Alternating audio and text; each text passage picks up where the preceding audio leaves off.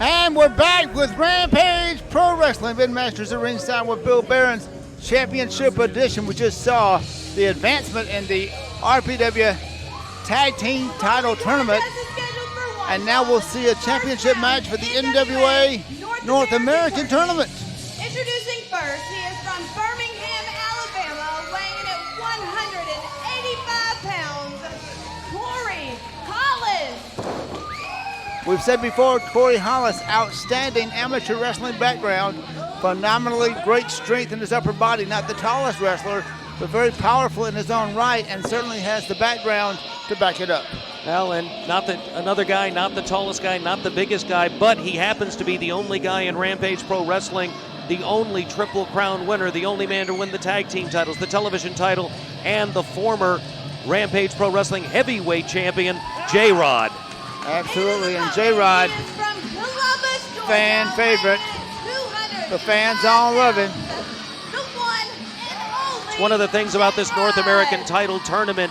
The credentials of the athletes in it are tremendous. J Rod indicative. Corey Hollis, also a runner-up Rookie of the Year in Pro Wrestling Illustrated. He has won the Tennessee Junior Heavyweight title. He has been a champion in various other NWA promotions, and you're seeing two former champions here vying to get to the finals of the NWA North American title tournament. That was vacated when the current NWA World Heavyweight Champion, The Sheik, defeated Colt Cabana in Jacksonville, Florida a few weeks back. That tournament was ordered. This first round match, the first one at Rampage Pro Wrestling. Very important match and good series of escapes and exchanges here between Hollis and J Rod. Going for a quick pin, isn't going to work there as he goes into a submission type hold. Going for a version of the Japanese armbar, but it is Hollis into those ropes for a break. Well, and that's the one difference between pro and amateur. You do that, you lose points. In professional wrestling, you get a moment to escape, but the other difference is in professional wrestling, you can bend body parts at angles that you're not allowed to in amateur wrestling. There's some good catcher's catch can style of wrestling here. And it's a float over. Covers the man from in the front, and good rollover. Bridge here by Hollis trying to avoid being pinned. Who will gain the control here, back and forth so far? Well, J Rod clearly the more experienced of the two grapplers. Hollis may have a slight strength advantage. Tremendous upper body strength, as you've chronicled. Spends a lot of time in the gym. Recent amateur wrestling background may give him the slight nod just because of that, but J Rod has the professional wrestling experience. And there are those lethal weapons, those boots and kicks. And again, you're not going to see that in amateur wrestling. Absolutely not. High kick that time by J Rod. And J Rod, former RPW champion, as you said, former TV champion and tag team champion. He's got them all. The only one he had got so far is the NWA North American title. And of course, the NWA heavyweight title has eluded him as well. Very much so. Inside out, elbow drop right there. Professional wrestling is that bridge between amateur wrestling and the MMA fighting. MMA fighting, of course, is much more with strikes and straight submission with very few rules to protect the athletes. But one of the bigger differences, MMA fighters aren't competing 3, 4, 5 days a week as are professional wrestlers. If not for the rules in professional wrestling, quite honestly, what wrestler would be able to compete that often? Absolutely. J Rod now caught in midair and dropped right over that top steel rope over there in that corner. Nothing but steel cables going through those ropes. Cover right there, 1, 2. Hollis, little inexperience showing as he is getting some appreciation from some of the fans here at the arena.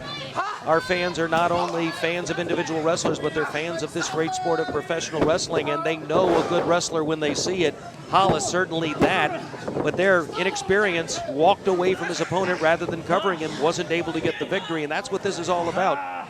Double arm hook suplex into a rear chin lock now applied by Hollis. Notice that knee in the back for control and extra leverage. And this indeed could be a submission hold. Hard to breathe with those hands clutched around your mouth area and around your throat. Strong upper body, as you said, controlling now. J Rod elbow, trying to escape. Dropping now. J Rod will do whatever it takes to get out of this hold, and he is fighting with his feet and his arms. Off the ropes, caught by Hollis. Hollis came in with the knee, able to cut him off very hard there. J Rod had forced himself back up to a vertical base smart. That created a lack of leverage for Corey Hollis, but Hollis able to gain control back, and now he's hooked him again, controlling that left arm.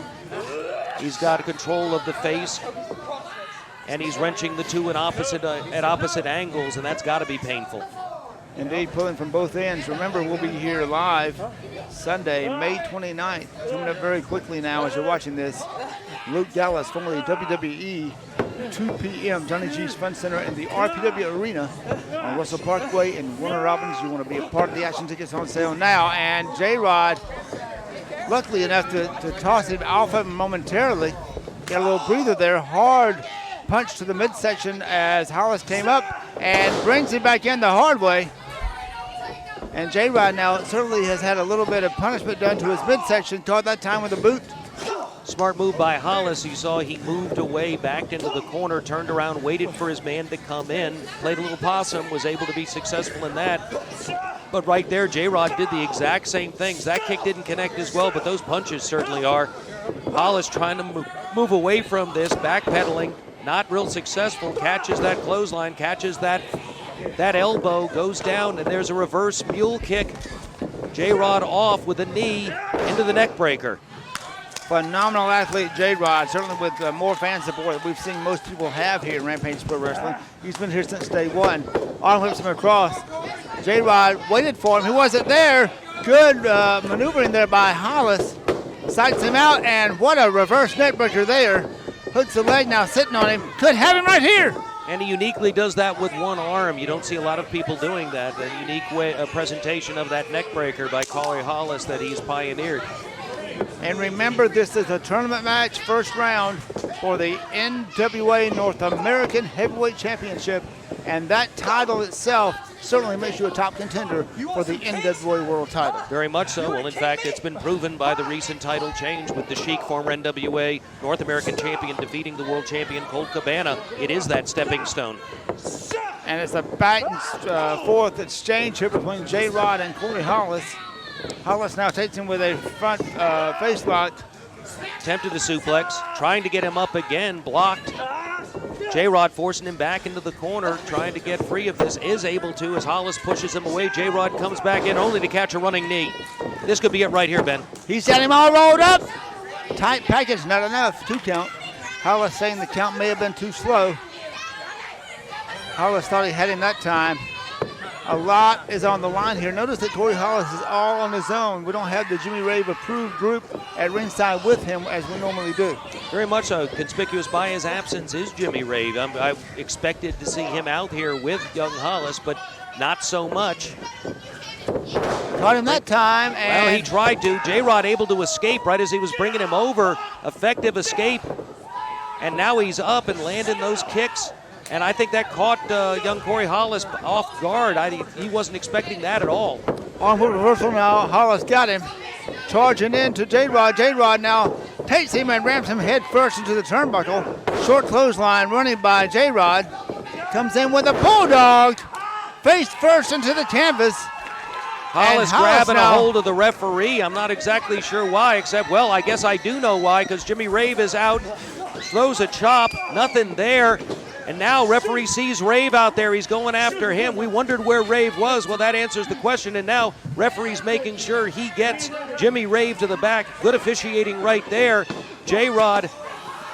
Whoa. And Hollis in and out. Pretty much crashes and burns. J Rod waiting for him to come in.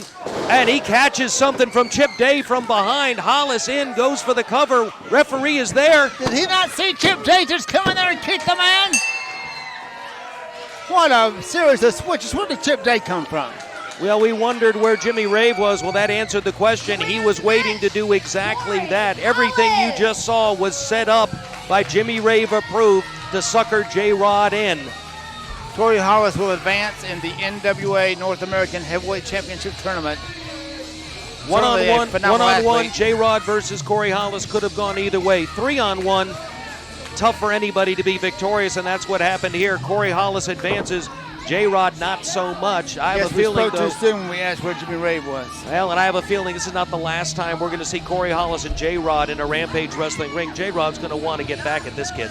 Absolutely, and more Rampage Pro Wrestling coming up, including the NWA World Tag Team Title match. We're going to hear from Barry Buchanan. Bull Buchanan's going to appear in our next segment. We'll be right back.